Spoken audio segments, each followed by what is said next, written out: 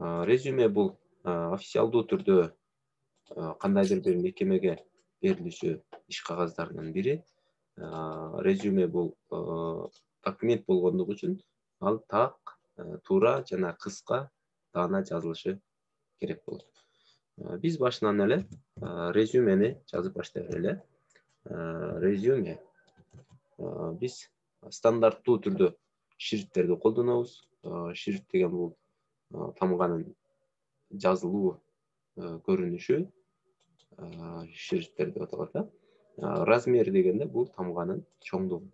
12 же 14 шрифттерди алсак, бул стандарттуу шрифттер болуп эсептелинет. Резюме. Бул резюме кимге таандык? Мисалы мен айтайын.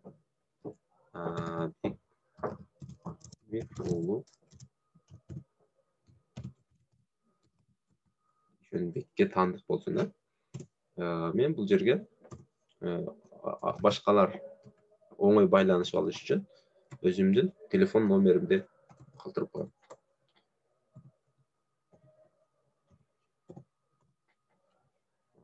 Мени издеген адамдар бул телефон номерлер аркылуу мени менен оңой байланышка чыга алат. Резюмени баштап атканда биз таблицага алып алсак болот. Бул кадимки офистик программа, Microsoft Word офистик программасы.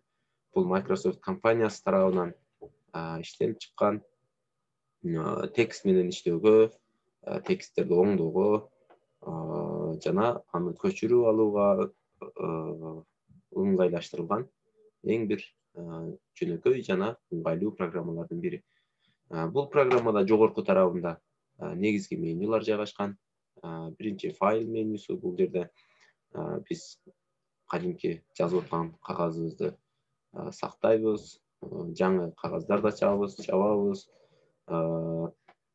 печатка жиберебиз, жана башка мүмкүнчүлүктөрүбүз бар. Главная менюсунда бул жерде биз текстти жазып атканда негизги функциялар ушул жерде жайгашкан. Тамганы боёо, баракты боёо, таблицаны размерлерин коюу, шрифттердин жазууларыбыздын аралыктарын коюу, сол жакка каратып түздөө, оң жакка каратып түздөө, ортого каратып түздөө. Мисалы, мен ортого каратып түздөгөндө, мына жерде ортого каратып түздөө командасын аткарганда текстибиз ортого карай түзөлүп калды да. Сол жакка каратып түздөө, оң жакка каратып түздөө болуп калат да. Тамганы жирный, коюу тамга менен жазуу, курсив менен жазуу, алды сызылган тамга менен жазуу, булардын бардыгы главная менюсунда камтылган. Вставка менюсу. Вставка дегенде бул коюу, коюу дегенде фигураларды коюу, таблицаны коюу, диаграммаларды, сүрөттөрдү жана башка математикалык формулалар, жаңы беттерди коюу, титулдук баракчаны коюу, бардыгы вставка менюсунда жайгашкан. Разметка страницы бул өзүбүздүн барагыбыздын параметри. Биздин барагыбыздын чоңдугу канча болушу керек? Ал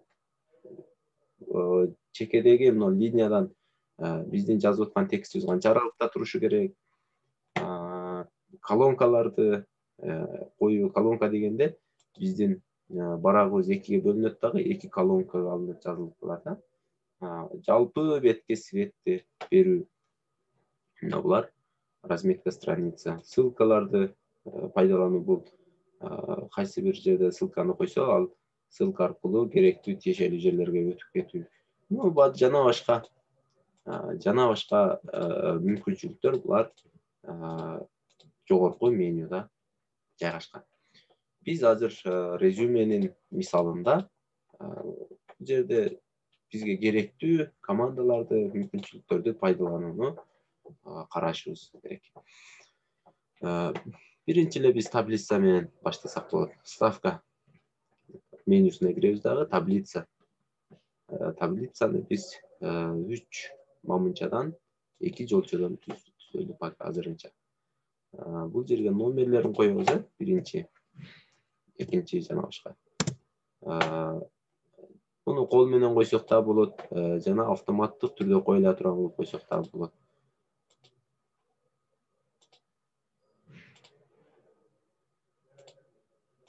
Азыр биздин нумерациябыз автоматтык түрдө коюлуп кете берет. Акыркы жолчону өчүрүп турайлы. Удалить строки. Эми биз кайталап бул жерден өзүбүздүн резюмебизди жазып баштайбыз. Резюмеде биринчи хронологиялык тартипте жазыла турган резюмени баштап көрөлү. Аты жөнү, аты толук аты жөнү.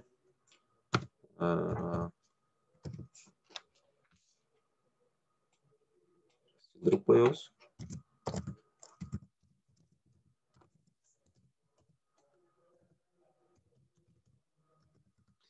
Эми бул жерде мындай болушу мүмкүн. Баягы Паланчаев Паланчаевич дегендер болот, ошол жерде мына жерге биз Паланчаев Паланча деп гана жазып койсок, бул жерде толук аты жөнү жазабыз, Паланча Паланчаевич Паланча овичтери менен кошо жаза турган болсо, биз мына жерде толук аты жөнүн жазып коебуз. Андан кийин туулган жылы.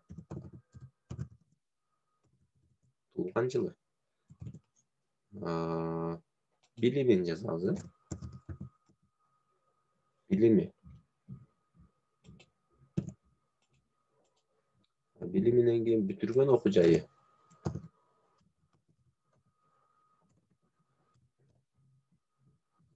Бүтүргөн окуу жайы.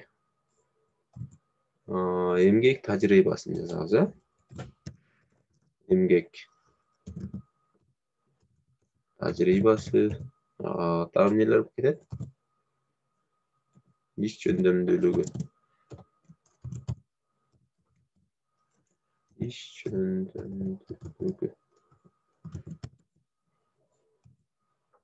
Андан кийин эмгектери.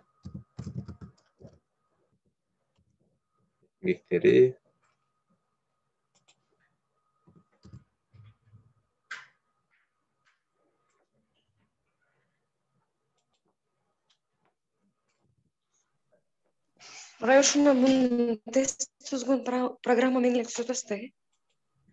Microsoft Word программасы. Аны силер телефонуңарга орнотуп алсаңар деле болот. Эмгектери, максаты, дагы кайсылар калып кетти? Мына жерден эмгек тажрыйбасы кетти, сыйлыктары деген нерсе болуш керек,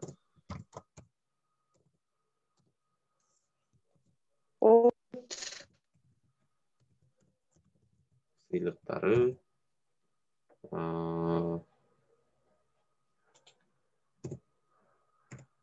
Кошумча көндүмдөрүн жазып коюшубуз мүмкүн.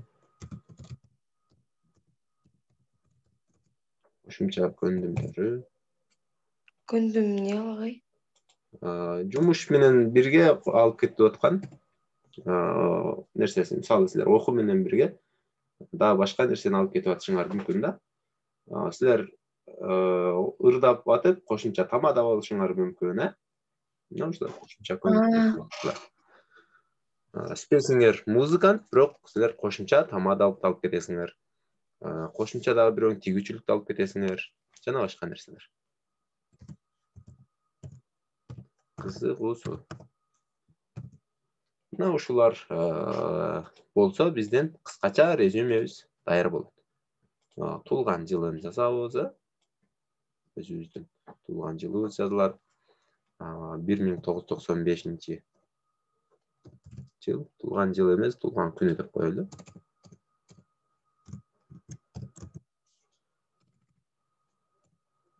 Туулган күнү 31 июль. Кашанын ичине 07 31 май. 31 07 1995 деп коебуз. Ушундай кыскача жазылат, билими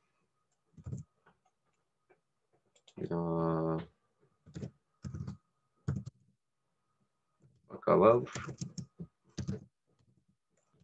магистр, илимий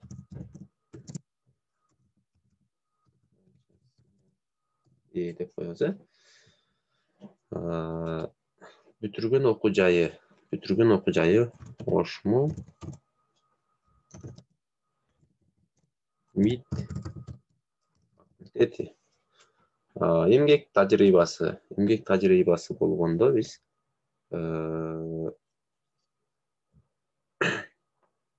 акыркы иштеп аткан жерден хронологиялык тартипте баштайбыз. Хронологиялык тартипте деген акыркы иштеп аткан жерге чейин болуп калат. Ошондо биз 2013-2014 баштап жазып келип, жылдары паланча жерде иштеген, 2014-төн 2017-ге чейин паланча жерде иштеген, жазып келебиз да. 2017-ден 2019-га чейин паланча жерде иштеген, дагы бир жерде иштеген.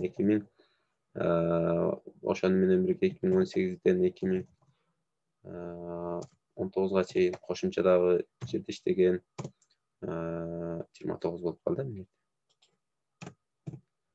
2019-дан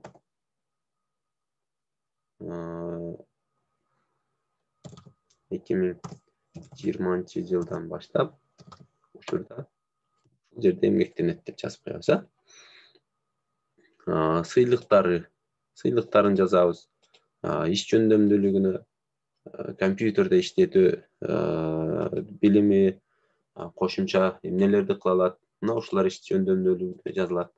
Эмгектерине ал эгерде бир обон чыгарсаңар, силерде болсо, китеп чыгарсаңар, жана башка эмгектериңер жазылат бул жерде. Максаты өзүңөрдүн максатыңар, мисалы,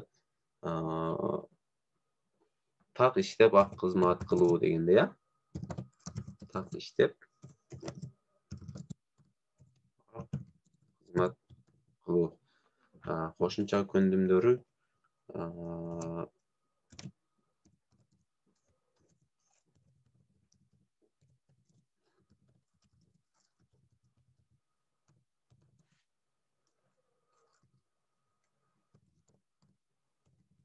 мисалы ушундай кылсаңар болот.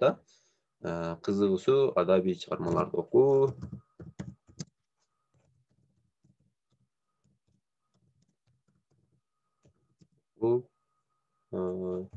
өр эңгеме, эссе жазуу. Эми бул жерде биздин резюмебизде сүрөт турушу керек болот. Биз бул резюмебиздин башталышын баарын чоң тамга менен жирный жазып коелуга. Биз бул жерге эми сүрөттү коебуз. Сүрөтүбүздүн форматы 3-4 размеринде болушу керек.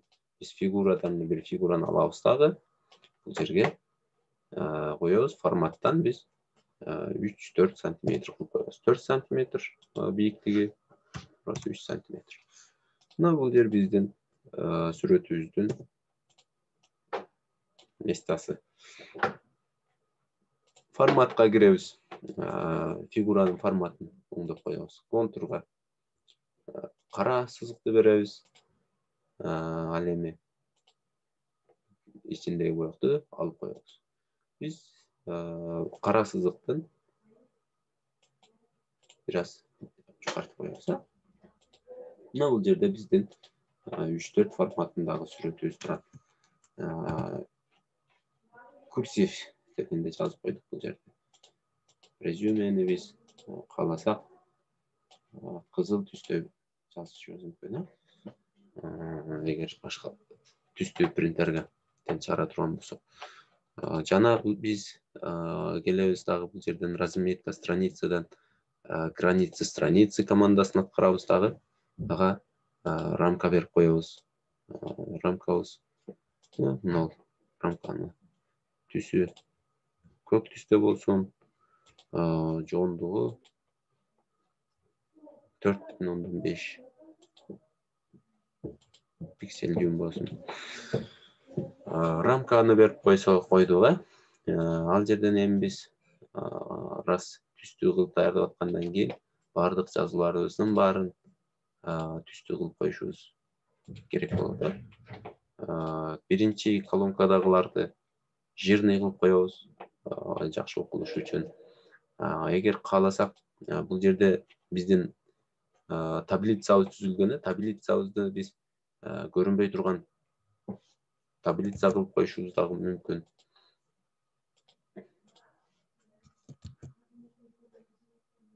Так, таблица.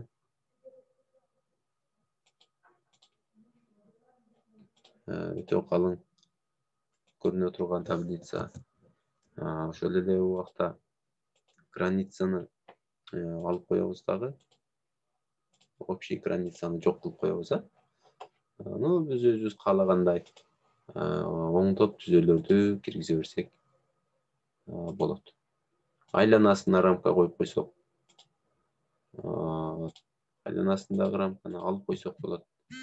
Жана башка командаларды карабыз. Биздин негизинен биздин резюмебиз даяр болду.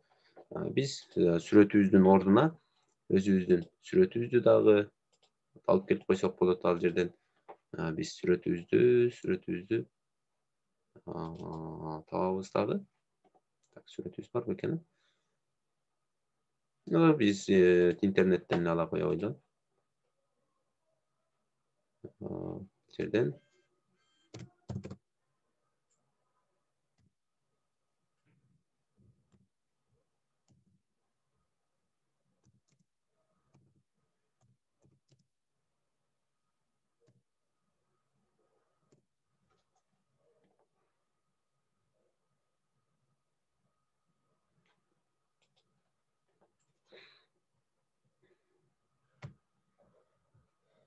ыңгайлуу сүрөтүбүздү биз табабыз дагы.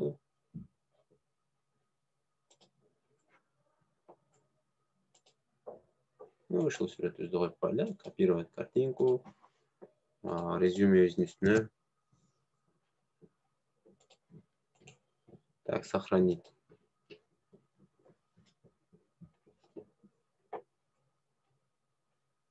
Сохранить картинку. Бул жерден биз сөзсүз түрдө дарегин көргөзүп алабыз. Рабочий стол.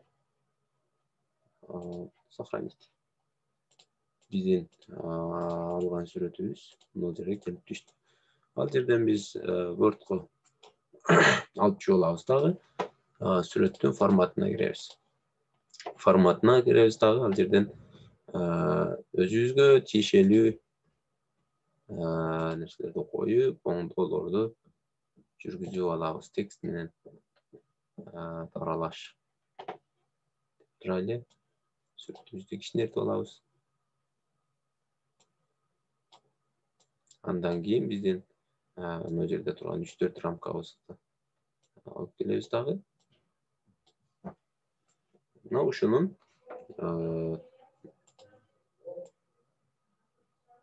размерине жылдырып алабыз.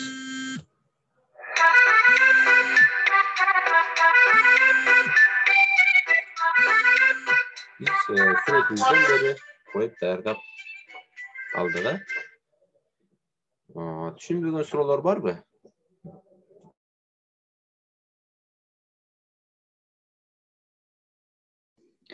Ага, биз буну өзүбүз телефонубуздан эле жасай беребиз да, сөзсүз компьютерден эмес.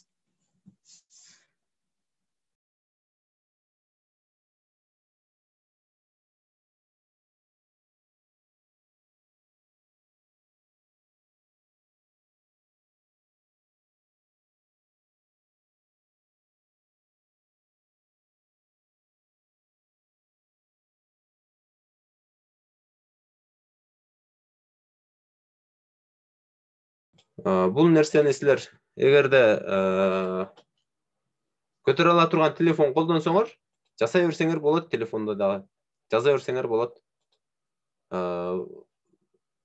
Microsoft Word деп издеп көрсөңөр Play Market'te.